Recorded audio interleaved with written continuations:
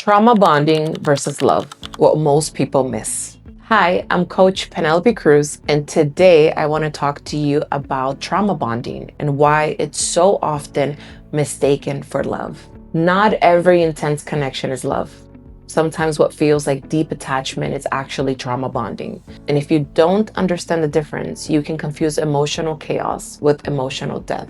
Trauma bonding forms through cycles: affection, then withdrawal, closeness, then distance, reassurance, then confusion. Your body experiences emotional highs and lows. When they show up, you feel relief. When they pull away, you feel anxiety. That fluctuation creates a chemical loop. Dopamine rises, cortisol spikes, then relief. And relief feels like intimacy, but it's stress regulation. You don't feel steady, you feel hooked. Trauma bonding often develops when one person alternates between warmth and coldness. Your nervous system becomes conditioned to work for connection. The more effort you invest, the more meaningful it feels, because your brain associates struggles with significance. You think, we have something deep. No one understands me like they do. They just struggle with vulnerability. But death and instability are not the same thing. Love does not require emotional survival. Love does not require relief. Healthy love feels consistent, it's predictable, it's grounded. So, how do you know if you're trauma bonded versus actually in love? Here are the markers. Marker 1, how your body feels in their presence. In love, you feel relaxed. Your breath is steady, your shoulders drop, you feel seen without performing. In a trauma bond, you feel activated. There's tension, hyper-awareness, you're monitoring tone, timing, energy. Even when things are good, there's an underlying vigilance. In love, you miss them, but you remain grounded. Marker 2, how you feel when they're absent. You can focus on your day, you trust that they'll return, you don't spiral into anxiety. In a trauma bond, their absence destabilizes you. You check your phone compulsively, you replay the last interaction, you feel abandoned even when nothing has ended. Marker 3, how much effort connection requires. In love, connection feels natural. You don't have to decode silence, you don't have to earn affection. Closeness doesn't require crisis.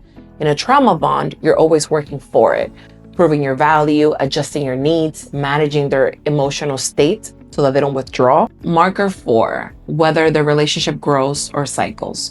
Love deepens over time. Vulnerability increases. You build trust. Patterns shift through communication. Trauma bond cycles. It's the same fight, different week, same dynamic, different trigger. You feel like you're always starting over or going over the same thing. If your early attachment experiences involved unpredictability, this dynamic can feel powerful. Not because it's healthy, but because it's familiar. Your body recognizes the pattern, and recognition feels like connection, even when it's not safe. And here's what happens when you try to leave a trauma bond. You decide that you're done, you feel clear, strong, resolved, but then they reach out. Not with accountability, with softness. They'll say, I miss you, I've been thinking about us, you know me better than anybody, and you start to feel relief.